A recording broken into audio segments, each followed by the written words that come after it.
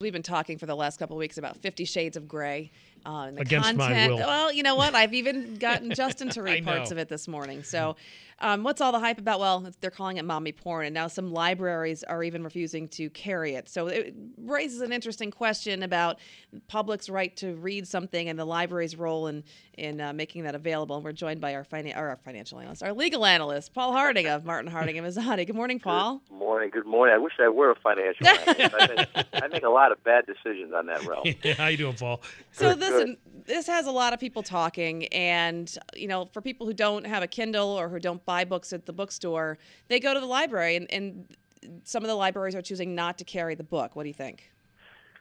Well, they actually have an absolute right to make that decision on a preliminary basis. The librarians and the libraries across the country decide what books that they want to have in their libraries. Often they react to people or groups that have come out and said, hey, we want this book removed. They've got absolute right to do it.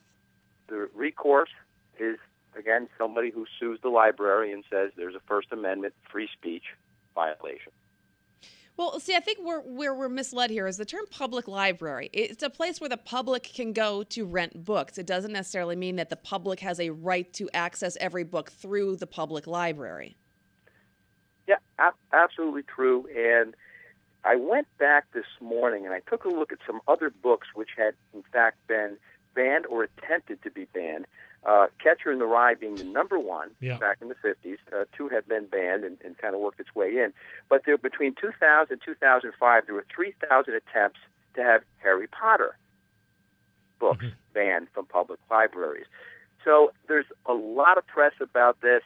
I think the author of the book, if she needed any more press, which I don't think she does, because I can't go anywhere without people talking to me about this, it's probably a very good thing for the book. So basically it's the library's decision. No, they can bend to public pressure if they so choose, but pretty much it's their call, right? That's absolutely true. In the Supreme Court, they defined what obscenity is. Obscenity is not protected free speech, so if they found the book to be obscene, then the book would continue to be out of this public library if it went that far. And that standard is kind of a complicated standard. The justice famously said, I know it when I see it. Yep, and we have to ask you real quickly about this doggy custody case in New York. Guy spending $60,000. I have two quick questions for you, and I don't know if you can answer them quickly.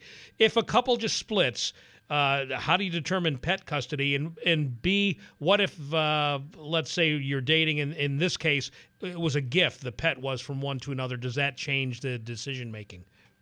Okay, number one, the dog is deemed chattel, property, the same as a toaster or anything else you gave someone as a gift. You don't look at the dog as a child, anything more than just property. So that's a standard, okay? Now you've got the gift standard. And if you give something as a gift, it's deemed to be theirs and their possession. Whether they have possession or not, it's deemed to be theirs. Now, the court came down and said, New York court came down and said, no, this is his dog. He gets to get the dog back. And then she's in California. She's saying, hey, that's improper venue, New York. This case should have been tried in California. There just aren't enough facts to give you an indication of where this thing's going to go. But the critical piece is think about a dog as a toaster or a vase, and who owns it, depending on the validity of that gift. So the court left it. If there's some dispute over who owns it, the court would have to decide ownership, right? Absolutely. Yeah, gotcha. Hey, Paul, thanks.